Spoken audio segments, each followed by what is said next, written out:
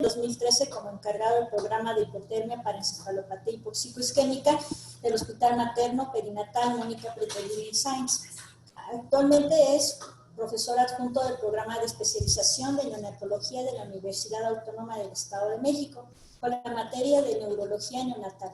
Ha participado como disertante en diversos cursos a través de Latinoamérica, especialmente en la difusión de la utilización del electroencefalograma de amplitud integrada para la valoración de múltiples afecciones neurológicas. Tiene un compromiso especial en la neuroprotección de recién nacido en patologías como encefalopatía hipóxico-isquémica, crisis epilépticas en el recién nacido prematuro, hemorragia intraventricular, hidrocefalia poshemorrágica, y su principal área de investigación en la actualidad está enfocada en la encefalopatía bilirrubinémica del recién nacido. El día de hoy nos va a dar el tema de infarto cerebral arterial neonatal, una patología frecuente poco diagnosticada.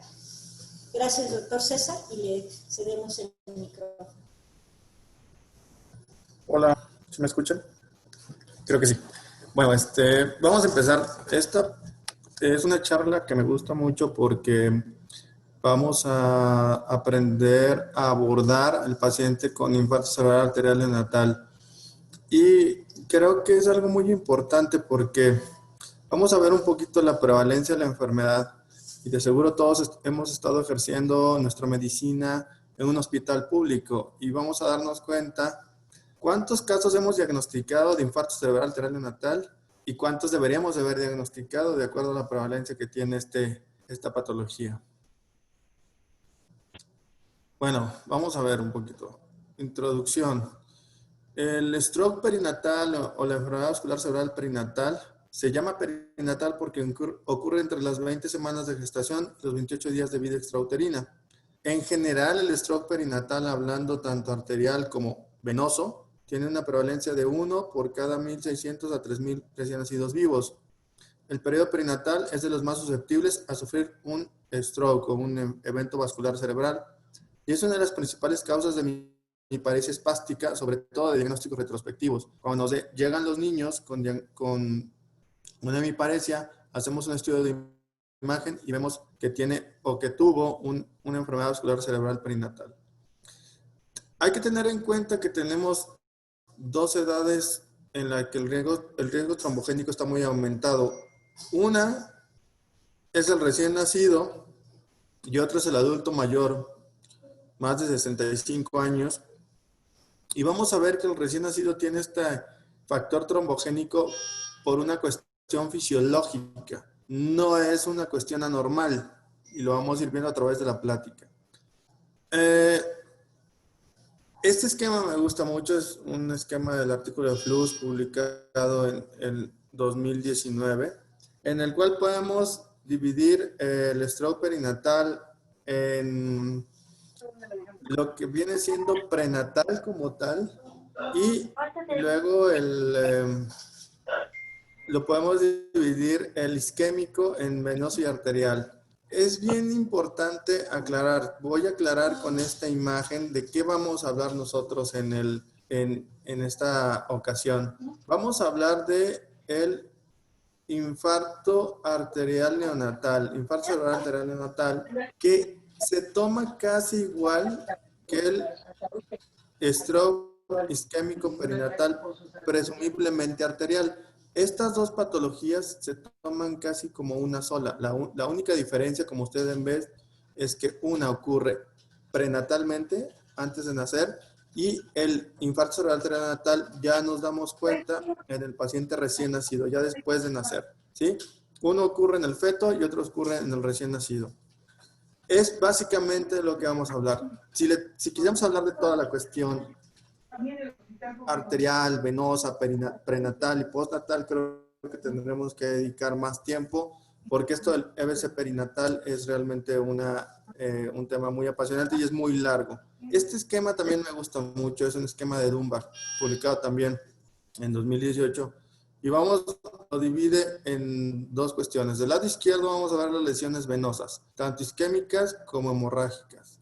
Tenemos cuando aquí hacia arriba tenemos una lesión venosa por trombosis de un seno venoso, sobre todo longitudinal superior, Luego aquí tenemos un infarto venoso periventricular, que es el que causa la leucomalacia periventricular por una oclusión de la vena terminal y después la transformación hemorrágica de las venas medulares.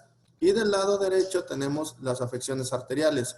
Tenemos los infartos lacunares causados por la meningitis, que normalmente se ven en los núcleos basales y son causados por una oclusión de las arterias tálamo-estriadas principalmente, y esta afección normalmente es núcleos basales bilaterales. El stroke hemorrágico, que se presenta principalmente en el lóbulo temporal, que se da por una fragilidad vascular, y del que vamos a hablar específicamente es del infarto cerebral arterial natal, principalmente del postnatal, es lo que quiero compartir con ustedes en esta ocasión. Ok, ahora vamos a ver un poquito la prevalencia, específicamente el infarto cerebral arterial natal. Hay una prevalencia de 1 por cada 8,000 recién nacidos vivos. Aquí la pregunta es, no sé, ¿cuál es la promedio de nacimientos que tiene en hospitalarios al año en sus instituciones? Yo creo que todos andamos por lo menos en 8,000, de 6,000 a 10,000 recién nacidos vivos en nuestros hospitales. ¿Y cuántos hemos diagnosticado en realidad de infarto cerebral arterial neonatal? Si vemos, es de 6 a 17 por cada 100,000 en mayores de 35 semanas de gestación. Las causas sintomáticas, como ya dijimos, meningitis bacteriana, que van a ser infartos lacunares bilaterales en núcleos basales, enfermedades cardíacas, procedimientos como la membrana de circulación extracorpórea, los casos criptogénicos asociados a coriomioitis o asfixia preparto. Y esto es bien interesante, los casos criptogénicos asociados a madres primigestas, y un concepto que está cambiando en la actualidad, que se decía que era más frecuente en el sexo masculino. Los casos criptogénicos, vamos a ver cuál es la importancia de la teoría placentaria, y algo muy raro es la arteriopatía focal, incluyendo la vasculitis cerebral. Las principales manifestaciones clínicas van a ser crisis focales, clínicas sobre todo en el postnatal, y finalmente vamos a hablar al final de la presentación de cuál es el pronóstico, cuál es el resultado de un infarto cerebral arterial neonatal. Dile que estoy en clase a tu abuela. En esta Que al rato le marcas a tu se tía. checaron los últimos factores de riesgo, las últimas series que se habían revisado de infarto cerebral arterial neonatal. Y creo que las que más valen la pena nombrar son estas de Martínez-Biarch, que incluyó 79 pacientes, que fue en 2016, y en 2010 que incluyó 100 pacientes.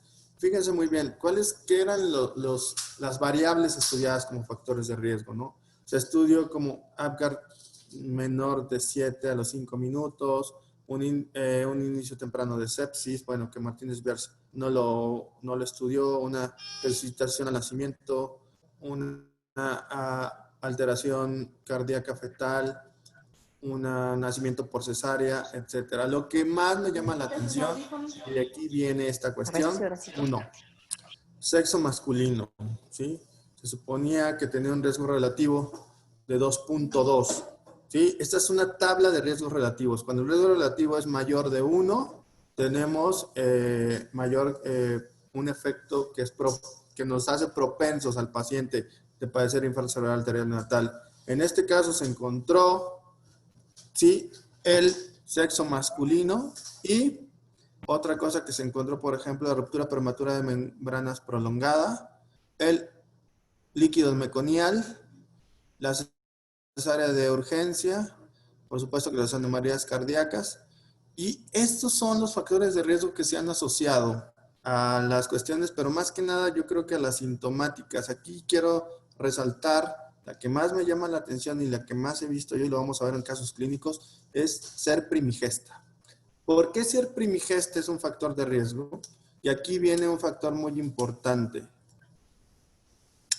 Lo más importante de esto de ser primigesta es la teoría placentaria. La teoría placentaria, todos sabemos, la circulación fetal, ¿sí? La sangre oxigenada viene de la placenta. ¿Y ¿qué pasa en un parto prolongado, en una paciente que es primigesta con un parto prolongado? Lo que pasa es que se despega la placenta y empieza a haber eventos de trombógenos locales en la placenta, y la primera obstrucción que tenemos en la placenta es la circulación de la vena umbilical. ¿Por qué la vena umbilical? Porque las venas son vasos de gran capacitancia, ¿sí? Y de circulación lenta. Entonces los trombos, cuando se empieza a despegar la placenta en un trabajo parto prolongado y que hay un efecto trombogénico local para detener la hemorragia por el desprendimiento de placenta, viajan a través de la vena umbilical, llegan finalmente a la aurícula derecha, por el foramen oval pasan a la aurícula izquierda, luego al ventrículo izquierdo y finalmente van a la circulación general a través de la aorta. Y esta cuestión de la teoría placentaria ha tomado mucho auge en los últimos años como una de las principales causas de infarto cerebral arterial neonatal. Ahora, ¿cómo abordamos a este paciente? ¿Qué es lo que vamos a ver? ¿Qué es lo que le vamos a pedir?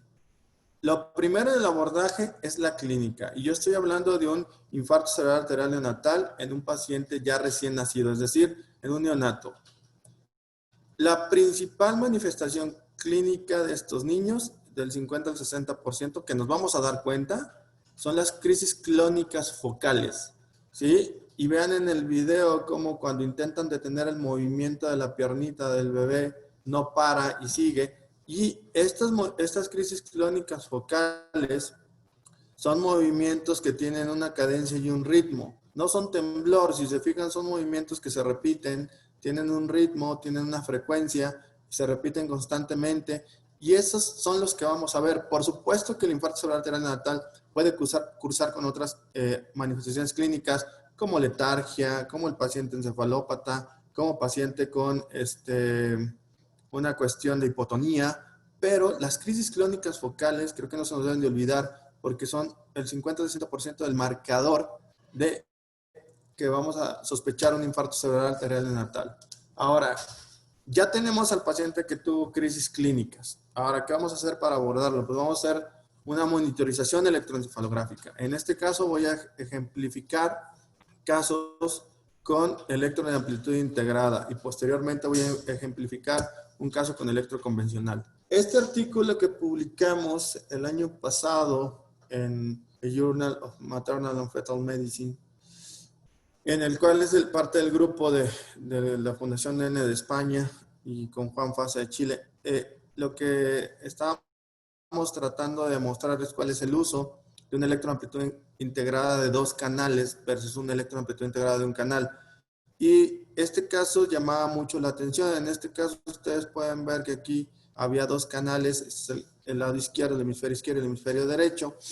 Y cuando lo ponemos separados los 2 canales, evidentemente se veía que la actividad epiléptica y el foco generador epiléptico era el lado derecho, lo cual correlacionaba perfectamente con la manifestación de un infarto cerebral arterial neonatal de la cerebral media del lado derecho.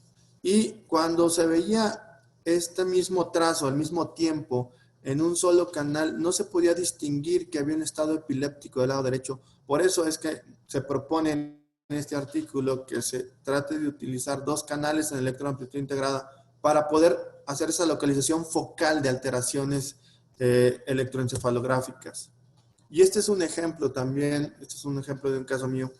Aquí vemos que del lado izquierdo está un estado epiléptico y esta elevación de la amplitud de estas montañas epilépticas, como yo les llamo las montañas epilépticas, se ven de forma recurrente del lado izquierdo. Aquí vemos lado izquierdo, lado derecho, electro en crudo izquierdo y derecho. Y vemos como el foco generador es evidentemente el lado izquierdo.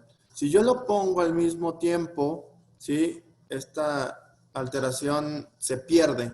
Y aquí vemos un trazo en un montaje transversal de 2 canales, de un solo canal, y pareciera un patrón continuo. Cuando yo lo veo en un longitudinal izquierdo separado del derecho, veo que no hay esa simetría, se ven diferentes, y del lado izquierdo vemos un patrón discontinuo, incluso con brote supresión, y del lado derecho si vemos un patrón continuo normal. Es decir, sospechamos que el lado que está afectada la amplitud y del lado donde se están produciendo las crisis epilépticas tenemos una alteración. Por eso es importante correlacionar. Acuérdense, este paciente tenía crisis del lado derecho y aquí vemos en el electro que las descargas eléctricas epilépticas son del lado izquierdo. Entonces hay una correlación entre la clínica, que yo tengo una manifestación del lado derecho, y eléctrica, que yo tengo descargas epilépticas del lado izquierdo.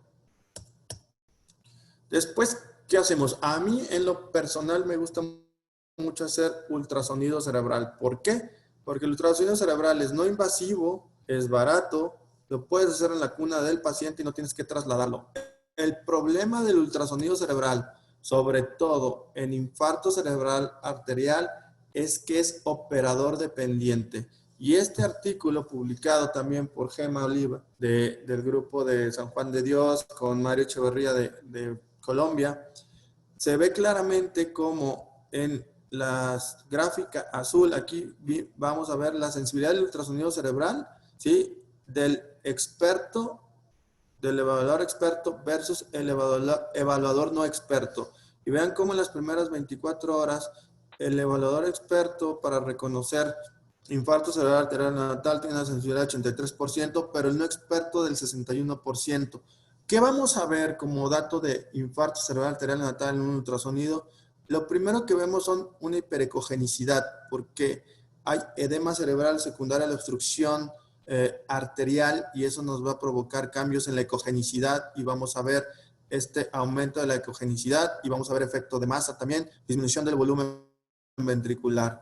Conforme va pasando el tiempo, vean, la sensibilidad a las 48, entre las 24 y 48 horas del evaluador experto se mantiene en 83-86% y incrementa ligeramente la sensibilidad del evaluador no experto, pero la diferencia en este tiempo, la diferencia es bien significativa con una P de 0.03.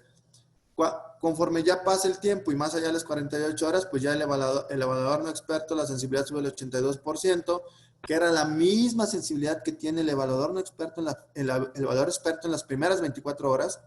Y por supuesto que la sensibilidad de un evaluador ya con experiencia, pues sube hasta el 93%. Entonces, aquí sí es muy importante tener en cuenta que el ultrasonido siempre es operador dependiente, depende mucho de la experiencia para reconocer esta cuestión. Ok.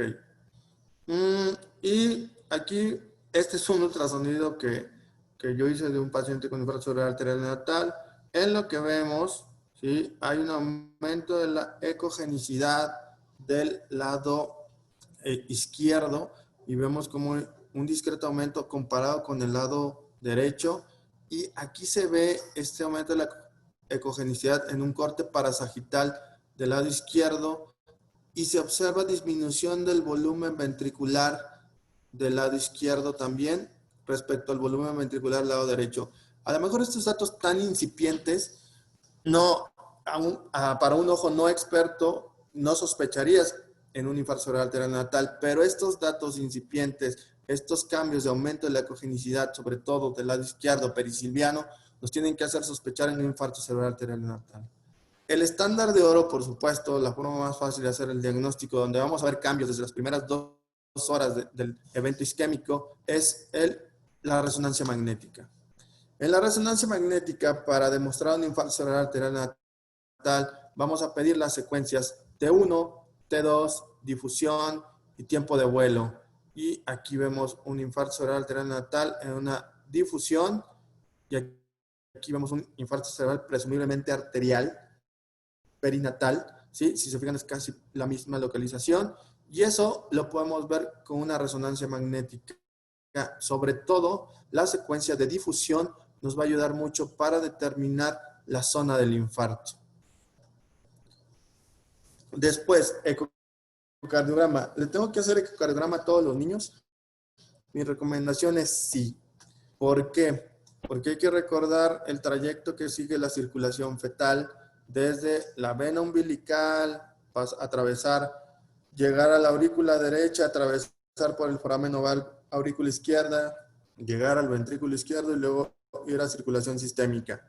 Es importante hacer el ecocardiograma porque si vemos trombos intraventriculares, es una indicación de usar antiagregante plaquetario. Ojo, no anticoagular, sino antiagregante plaquetario. El ecocardiograma nos va a ayudar para saber si tenemos trombos residuales que nos puedan hacer la recurrencia del infarto, que es muy rara. Lo vamos a ver. Ahora, esta es una cuestión que me encanta siempre discutir. El perfil trombofílico, es decir, ¿nos sirve realmente tomar estudios de coagulación en un paciente con infarto cerebral arterial neonatal? Fíjense muy bien, este artículo de Bacchidoni me encanta porque habla de trombosis en el neonato. Y fíjense muy bien, de los factores procoagulantes, los únicos que están normales es el fibrinógeno, el factor 5, el factor 8. De los factores inhibidores de la coagulación, y háblese proteína C y proteína S, que dices, bueno, tienen una mutación de proteína, una alteración de proteína C y proteína S, por eso tienen los infartos.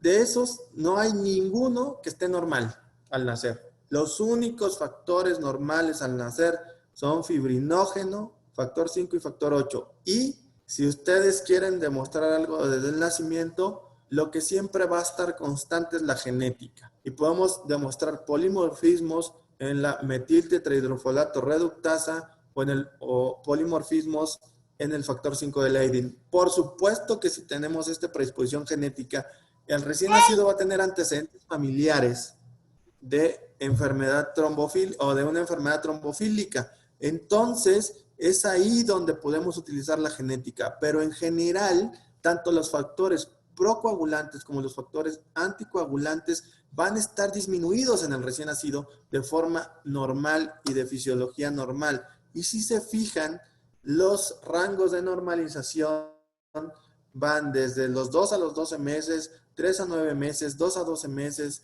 1 a 2 meses. Por eso es muy importante cuando vamos a hacer esos factores de coagulación, si estamos sospechando que realmente hay una cuestión trombofílica patológica, pues los tendríamos que hacer después de los 6 meses, la gran mayoría, para poder detectar una alteración. Si lo hacemos de recién nacido, todo va a salir bajo. Y yo tengo casos que me han llegado, por ejemplo, diagnósticos de hemofilia en el recién nacido que tienen eventos de infarto. Entonces, dices, pues, ¿cómo va a tener hemofilia si tiene un evento trombótico, no? Entonces, pero es porque se intentó hacer el diagnóstico en el nacimiento midiendo factores de coagulación que pueden estar disminuidos de forma normal. Ahora, este artículo de Curtis es bien interesante y en este artículo incluyen pacientes con infarto cerebral arterial neonatal, con infarto arterial presumiblemente perinatal, con infarto venoso periventricular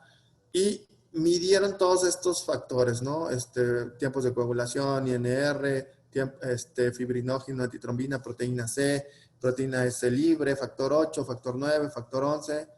Se midieron todos esos factores. Ahora, ¿cuáles fueron los hallazgos? Fíjense muy bien. Está interesantísima esta escala, esta gráfica.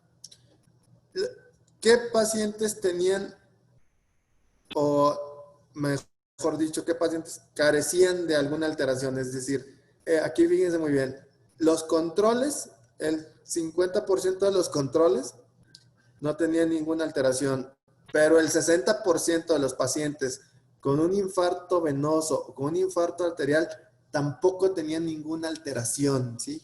O sea, lo común en un infarto cerebral arterial neonatal es que no encontremos alteraciones trombofílicas. Eso es lo más común, ¿sí? O sea, las alteraciones trombofílicas no nos van a hacer el diagnóstico y no son la principal causa de infarto cerebral arterial neonatal, porque por ahí he escuchado a varios residentes de neonatología que cuando hacen esas preguntas en el consejo, que ¿cuál es la principal causa de infarto cerebral arterial neonatal? El consejo neonato sigue diciendo trombofilia, y eso no es cierto. Se ha demostrado que la trombofilia no está presente en el infarto cerebral arterial neonatal. Ahora, la localización. Este es un artículo muy interesante, publicado igual por el Grupo de España, por Stefan Otto, en el cual lo que hicieron fue hacer un mapa tridimensional de la localización de los infartos cerebrales arteriales natales de 54 niños, si mal no recuerdo, que tenían infarto cerebral arterial natal. Si se fijan, entre más rojo está, más caliente es la zona donde se va presentando el infarto cerebral arterial natal. Para empezar, nos damos cuenta, uno, es del lado izquierdo lo más común, por esta cuestión de la teoría placentaria y la circulación fetal. Dos, es más frecuente de ubicación postcentral, es decir, en una ubicación no motora, como lo vamos a ver finalmente. Y es más raro que sea del lado derecho. Claro, si hay casos. ¿En qué concluye en este artículo de Stefan Otto? Bueno, que la región posterior al surco central, es decir, a la cinta de Rolando, es la más frecuentemente afectada, ¿sí? En 24 de 34 recién nacidos, es decir, en el 71%, ¿sí?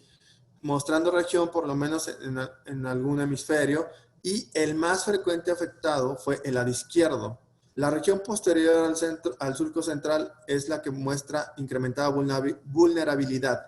Ojo, y esta área está relacionada principalmente a alteraciones del lenguaje. ¿Qué quiere decir esto? Que nuestros pacientes que tengan, o la gran mayoría que no tienen lesiones extensas, no van a tener, ¿sí?, alteraciones motoras. Lo que tenemos que estar pendientes es de alteraciones del lenguaje. ¿Y cuál es la región más afectada o cuál es la arteria más afectada? Pues la más afectada comúnmente es la arteria cerebral media, que es una continuación de la carótida interna, es decir, viene directamente del callado de la aorta, por eso es la más afectada. Y para entender un poquito la fisiopatología o la manifestación clínica, tenemos que entender que la arteria cerebral media irriga 4 segmentos cerebrales. El segmento M1, que es desde que nace la arteria cerebral media hasta antes de la ínsula de Rayleigh. Y característicamente, ¿cómo sabemos que está afectado M1? Porque de ahí nacen las arterias, las tálamo-estriadas, y nos va a dar afección de los núcleos basales. Cuando tenemos afección de los núcleos basales, tenemos que sospechar que es una afección de M1. Después viene M2, que se encuentra en la ínsula de Rayleigh, y finalmente nos faltan dos, en la cisura de Silvio, ¿sí? En la cisura de Silvio está el segmento M3 y finalmente M4 en su subdivisión superior y su subdivisión inferior, que estas ya son más corticales. Entonces recordamos, M1, núcleos basales hasta la ínsula de Rayleigh. Ínsula de Rayleigh, M2, cisura de Silvio, M3 y finalmente M4, que ya es cortical, superior o inferior. Ahora, ¿cuál es el manejo del recién nacido que tiene un infarto cerebral arterial neonatal o un stroke neonatal? Estas son las guías hechas por la Academia Americana de Cardiología junto con la Academia Americana de Neurología. Estas guías fueron lideradas por la doctora Donna Ferriero, a la cual tuve la oportunidad de conocer el año pasado en San Luis Potosí. ¿Y cuáles son las recomendaciones? 1. La recurrencia de un infarto cerebral arterial neonatal es del 1 al 2%. Por lo tanto, se recomienda no anticoagular. ¿Por qué recurre tan poco? Y es aquí donde se le está dando mucho peso a la teoría placentaria, ¿sí? Recurre tan poco porque el paciente, el recién nacido, no se vuelve a exponer a la placenta nuevamente. Y la recomendación es no anticoagular, excepto si hay antecedentes de trombofilia o cardiopatía compleja. El uso de ácido acetil salicílico es en caso de cardiopatía o émbolos cardíacos. Si tengo manifestaciones epilépticas, hay que usar antiepilépticos y hay que mantener la homeostasis como en toda la patología neonatal. El pronóstico, la parálisis cerebral infantil, cualquier tipo, sobre todo la hemiparética o la monoparética, se presenta en el 68% de los casos. Las alteraciones cognitivas en el 56% de los casos. La epilepsia en el 15% de los casos y algo muy importante, depende de la extensión. Entre más extenso es el infarto cerebral, por ejemplo, entre más proximal es M1, o sea, la región M1, que me va a afectar todo el hemisferio, o casi todo el hemisferio frontoparietal, ¿sí? Ahí incrementa el riesgo de epilepsia. Y la hemiparesia también se presenta en caso de ser un infarto extenso, sobre todo en las regiones M1 y M2. Las recomendaciones, bueno, ¿cuándo vamos a sospechar de un infarto cerebral arterial neonatal? Anteriormente se decía que en el masculino, y lo pongo en signos de interrogación, porque actualmente, por ejemplo, el grupo de España, también del San Juan de Dios, en el que tengo la oportunidad de participar y que yo también he visto, esta idea está desapareciendo. Hemos visto que no hay una predominancia de género, afecta tanto masculino como femenino. Lo que sí hemos visto es que ser primigesta es un factor de riesgo y el parto prolongado por esta cuestión del desprendimiento de placenta y la teoría placentaria. Cuando tenemos crisis clónicas focales, sobre todo derechas, que como hemos platicado, la mayoría de los infartos son izquierdos, y cuando hay asimetría interhemisférica en el trazo de electro o electro de amplitud integrada. ¿Qué tenemos que hacer? Realizar ultrasonido cerebral y resonancia magnética de cráneo, secuencias T1, T2, difusión y tiempo de vuelo. El abordaje trombofílico es normal en la mayoría de los casos, excepto los polimorfismos genéticos. Es decir, si yo quiero demostrar alteración trombofílica, sobre todo si tengo antecedente familiar, lo que tengo que pedir es el panel genético trombofílico. Egresar sin antiepiléptico, porque ya vemos que solo el 15% evoluciona epilepsia, excepto si el infarto es extenso. No anticoagular, considerar excepciones, ¿sí? Cuando hay un antecedente trombofílico, y valorar uso de ácido acetilsalicílico, sobre todo si tenemos trombos cardíacos. Y lo más importante, iniciar rehabilitación desde la cuna. Y ahora vamos a ver los casos clínicos. Esos son 4 casos clínicos que todos son míos, los he visto yo desde recién nacidos. Masculino de 38.5 semanas de gestación, madre de 18 años, primigesta. Antecedente de expulsivo prolongado. Parto por cesárea, peso de 3.900 gramos, Apgar 8.9. Ojo, aquí voy a hacer un paréntesis. Creo que hay que romper también un paradigma en el cual ya me he enfrentado anteriormente, que me dicen, es que no puede tener un infarto y tener un Apgar normal. La principal causa del infarto cerebral arterial neonatal no es la asfixia, ¿sí? Ya discutimos que es más que nada el parto prolongado por la teoría placentaria. A las 48 horas ingresa por fiebre por sed el diagnóstico de deshidratación más ictericia. Y es el caso que vimos. Las crisis, ¿qué pasa? El bebé ingresa y el ingreso a urgencias empieza con crisis clónicas focales. ¿De qué lado son? Son del lado derecho. ¿Cómo sé que son crisis clónicas, que son crisis epilépticas? Porque lo intento detener y el paciente no para. Y veo las crisis perfectamente, los movimientos clónicos del lado derecho.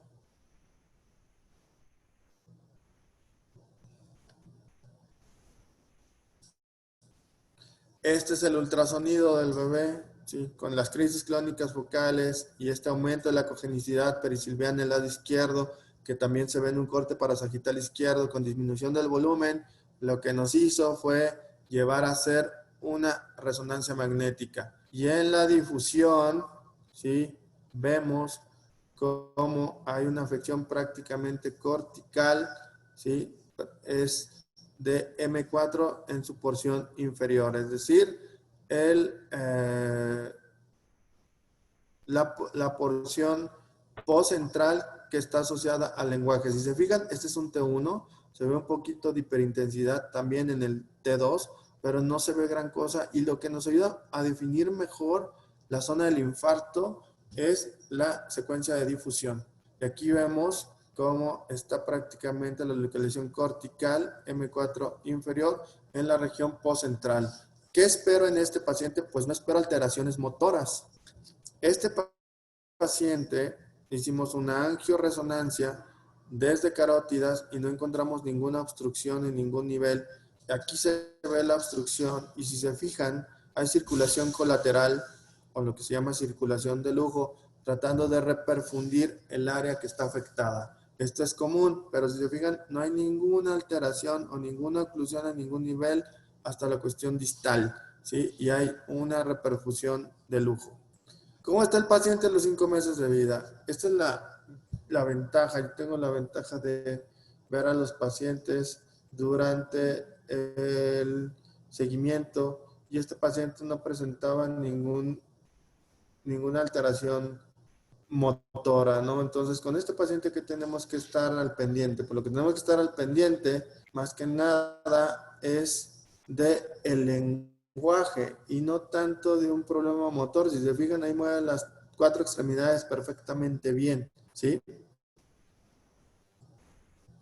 Y este es otro caso clínico. Este es el caso que ya habíamos visto, un electroencefalograma con un actividad epiléptica del lado izquierdo, evidente muchas montañas epilépticas y con actividad epiléptica en el electro en crudo del lado izquierdo, que en el montaje transversal vemos que tiene un patrón continuo, es decir, estamos hablando de un de término y aparentemente todo está normal, pero cuando lo ponemos en izquierdo y derecho, nos damos cuenta que hay una simetría interhemisférica y que del lado izquierdo hay menos voltaje que del lado derecho.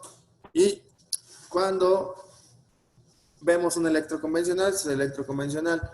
A mí, en lo particular, siempre les pregunto a los neonatólogos, ¿no? ¿Esto es más fácil o es más difícil? Porque hay muchos neonatólogos que dicen, no, es que nosotros hacemos electroconvencional. Sí, estoy de acuerdo, el electroconvencional es muy bueno, pero ¿quién sabe interpretar el electroconvencional?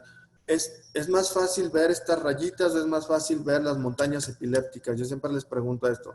Estas son las convulsiones y se ven las montañas epilépticas. Y aquí, pues, en este electroencefalograma vemos cómo hay una simetría interhemisférica porque hay una actividad epiléptica, sobre todo en cuadrantes posteriores del lado izquierdo. No hay formación de complejos K del sueño del lado izquierdo y del lado derecho sí, y es evidente en un electroconvencional para alguien que tiene entrenamiento en electroconvencional. Por eso yo apoyo mucho la electroamplitud integrada, porque es un puente entre el neurólogo y el neonatólogo que cualquiera puede interpretar.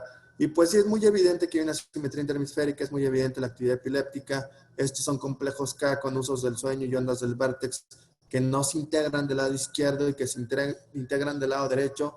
Aquí lo negro es izquierdo, lo azul es derecho, negro izquierdo, azul derecho. Y este es un electroconvencional. A este bebé, y es algo que tengo que comentar, le hacen un ultrasonido cerebral y el ultrasonido cerebral me lo reportan como normal el radiólogo y evidentemente no está normal y se ve una hiperecogenicidad perisilviana muy evidente y muy grande. Por eso yo también insisto que el neonatólogo debe de saber hacer ultrasonido cerebral para poder detectar estas alteraciones y no depender de alguien más para hacer las interpretaciones. Esta es la resonancia magnética en secuencia T1 y T2, ¿sí? Y vemos toda la región de la arteria cerebral media del lado izquierdo y vemos afección de los núcleos basales. Por lo tanto, sospechamos que sea el segmento M1. Y aquí vemos la angioresonancia y vemos cómo está amputada la cerebral media del lado izquierdo a nivel del segmento M1 y aquí se ve en la difusión cómo está afectado todo el hemisferio del lado izquierdo. Y eso es lo que les digo, la extensión es una extensión amplia. El paciente ya tuvo manifestaciones epilépticas. ¿Qué tenemos que hacer con este paciente con manifestación amplia? Pues egresarlo con antiepiléptico. Miren, fíjense muy bien, a los 6 meses, este paciente inició rehabilitación en la cuna antes de salir del hospital. Si se fijan, lo único que presenta, si acaso, es una monoparesia del brazo del lado derecho. En el video, no sé, se retrasa un poco, pero lo que van a poder ver es que la manita del lado derecho prácticamente no la mueve y se queda fija.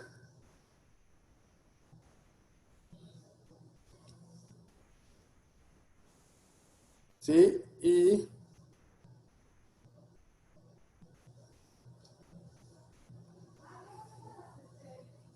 era una monoparesia del lado derecho. Ok.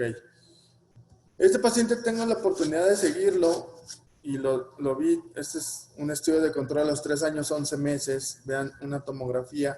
En esa tomografía se observa como si el lado derecho del cerebro estuviera más grande porque está compensando la pérdida de volumen del lado izquierdo. Y fíjense muy bien, en esta tomografía los radiólogos me reportaron una esquisencefalia, es decir, una alteración de la migración neuronal. Evidentemente yo conozco la historia y si ustedes se dan cuenta por la localización, pues se van a dar cuenta que tiene un territorio vascular, o sea, no tienen que estar buscando otra cosa, está el territorio vascular bien establecido. Entonces, cuando te llega este niño con hemiparesia, tú no sabes la historia, haces la tomografía y ves esto, tú tienes que decir, fue un infarto cerebral arterial perinatal. No sé si fue prenatal o si fue postnatal, pero fue perinatal.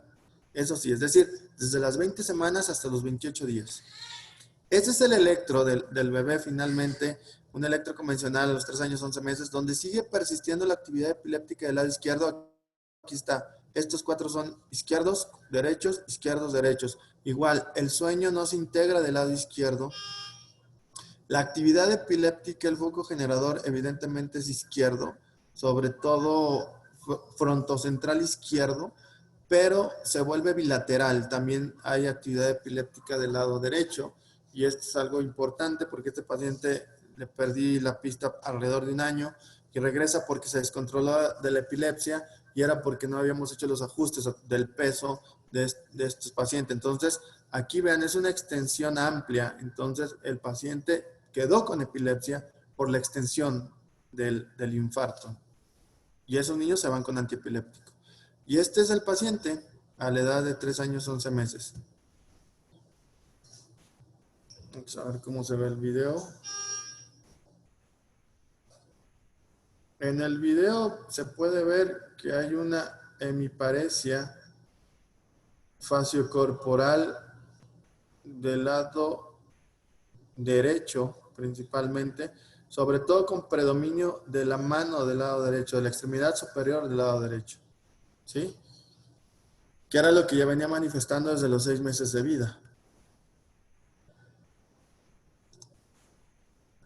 Y el último caso clínico, femenino de 41 semanas de gestación, madre de 23 años, primigesta, estuvo 15 horas en trabajos de parto, nació por vía vaginal, pesó 3.200 gramos, Apgar 8.9 y a las 12 horas presentó crisis clónicas focales derechas. Yo llego, ya tiene una resonancia magnética y en la resonancia magnética pues se ve evidentemente en la difusión una afección que involucra la cisura de Silvio. Aquí se ve perfectamente afectada la cisura de Silvio, por lo tanto sospecho que es el segmento M3 de la cerebral media del lado izquierdo. Igual es una afección poscentral. Aquí yo no espero secuelas motoras.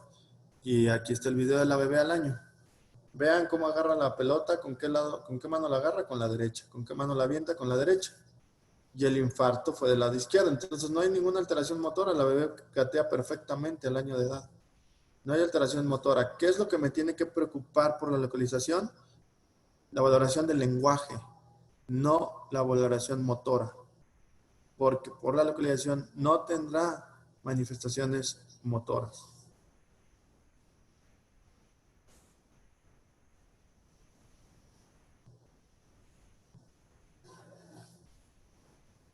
Aquí está la bebé, van a ver cómo también logra la bipedestación perfectamente con apoyo.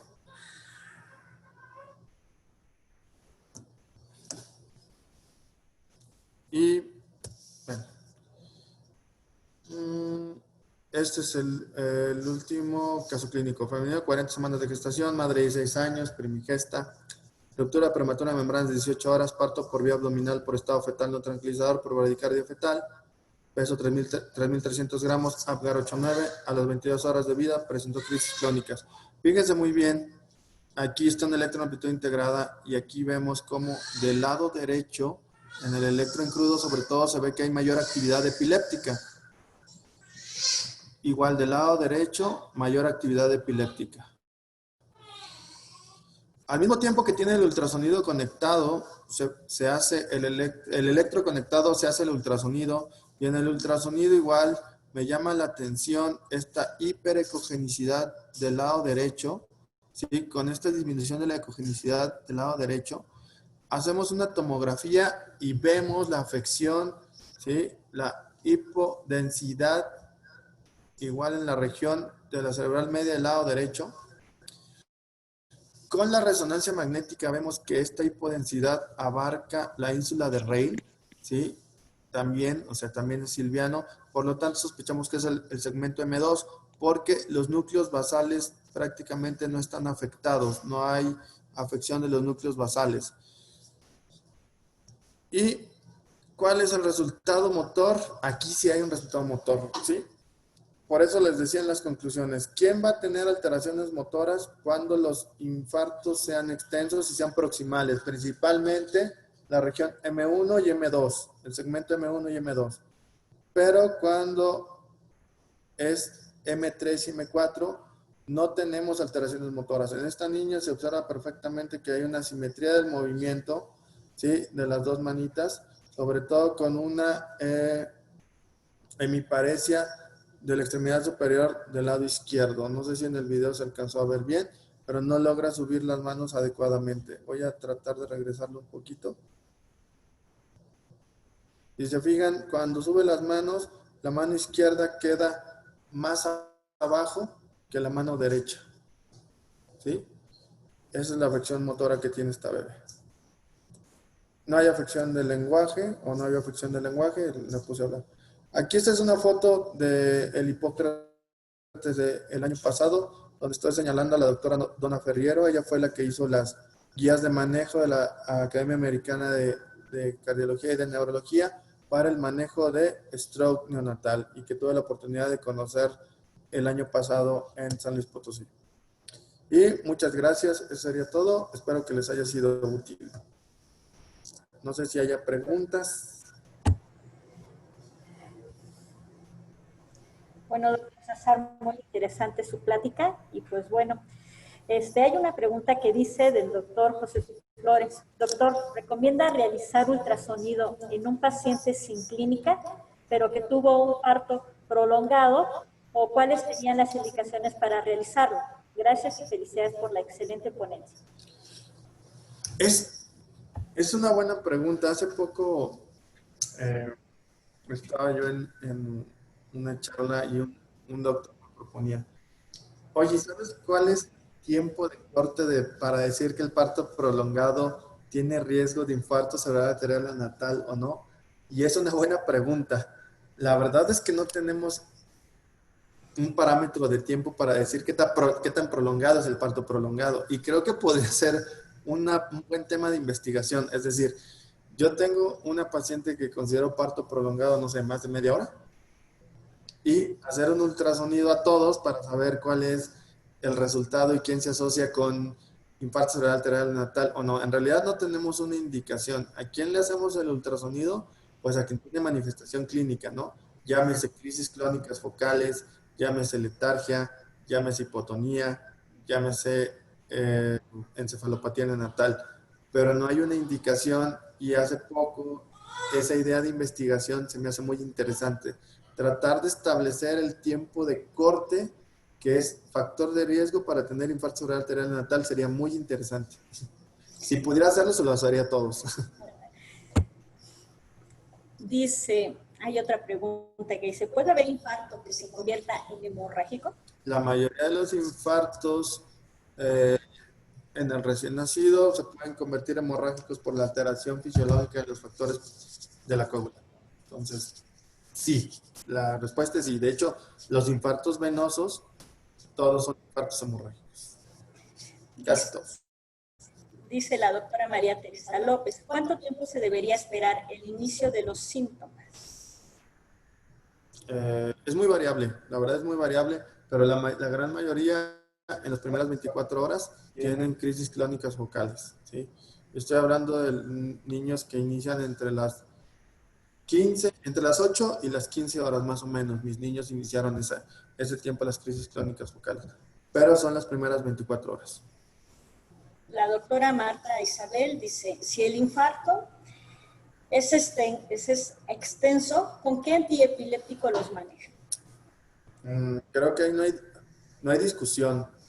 El mejor antiepiléptico en el recién nacido es fenobarbital. Y acaba de salir protocolo Neolep 2, donde comparan fenobarbital contra levetiracetam y es 3 veces superior el fenobarbital al levetiracetam. El antiepiléptico de elección en recién nacido es fenobarbital. La doctora Carla Flores dice, en su experiencia sugiere el uso de oxigenador cerebral citicolina. Me acaban de dar en un punto sensible. Fíjense muy bien lo que les voy a decir. No hay ningún estudio serio que demuestre que la citicolina sirve. Para nada. Hablando de traumatismo cráneoencefálico grave, hablando de encefalopatía hipóxico-isquémica, mucho menos en infarto cerebral arterial neonatal. No se recomienda el uso de citicolina en ninguna de esas situaciones que mencioné, ¿sí? O sea, la citicolina, yo siempre les digo algo, la citicolina y la pomada de la campana untada en la sien sirven para lo mismo. Esa es mi conceptualización. Y si ustedes buscan información, no hay evidencia de que funcione la citicolina. Y si no hubiera fenobarbital, ¿qué otra opción? Segunda opción, ok. Bueno, esto por ahí saldrán publicar posteriormente las guías de manejo de crisis neonatales de aquí de México en las que también tuve oportunidad de participar. La primera opción es fenobarbital. Si no se puede fenobarbital vía oral, se tiene que, o si tiene alguna contraindicación para la vía oral, y se tiene que ser intravenoso, debe ser fenitoína intravenosa. Si no se puede o si no se puede usar fenitoína por cardiopatía o por alguna otra alteración o hipersensibilidad, la segunda opción es levetiracetam.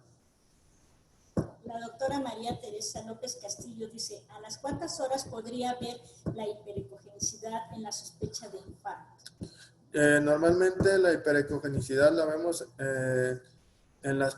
Yo los niños que he visto con hiperecogenicidad son las primeras 12 horas. En las primeras 12 a 15 horas. No he visto niños más tempranos, porque no he tenido, pero en las primeras 24 horas, como ustedes pudieron ver, en las primeras 24 horas, la sensibilidad de un ojo experto en ultrasonido es hasta el 83% para el reconocimiento de infarto cerebral. Bueno, doctor, pues ya no hay más preguntas y le agradecemos a nombre de la Asociación de Neonatología del Estado de México por su excelente ponencia, por su tiempo, por su espacio y pues le entregamos una constancia, ¿verdad? Con su tema de infarto cerebral arterial neonatal, una patología frecuente poco diagnosticada y pues bueno, volvemos a recordar que el estudio, ¿verdad? El más accesible, bueno, ante todo siempre es la clínica, pero tenemos el estudio más sensible y más práctico, y que es el ultrasonido transfontanelar. Y sí, hemos platicado por parte de la Federación, Consejo, y se ha propuesto, y en varias parte del programa de lo que es de neonatología, lo que es aprender a hacer ultrasonido transfontanelar. Lo ideal siempre es tener lo que es después los demás estudios avanzados, donde se ven mejores las imágenes, pero pues bueno, a veces estamos en otros niveles y no tenemos todo eso. Pero bueno, ante todo la clínica y lo más importante, como también recalcaste, ¿verdad? La rehabilitación.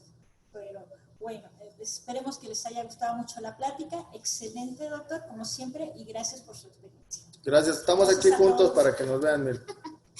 Vamos de guardia. Por eso me va a dar mi reconocimiento en vivo. Gracias. Bien presente. Gracias. Gracias.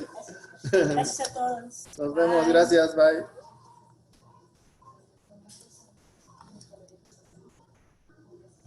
Mil gracias, amiguito.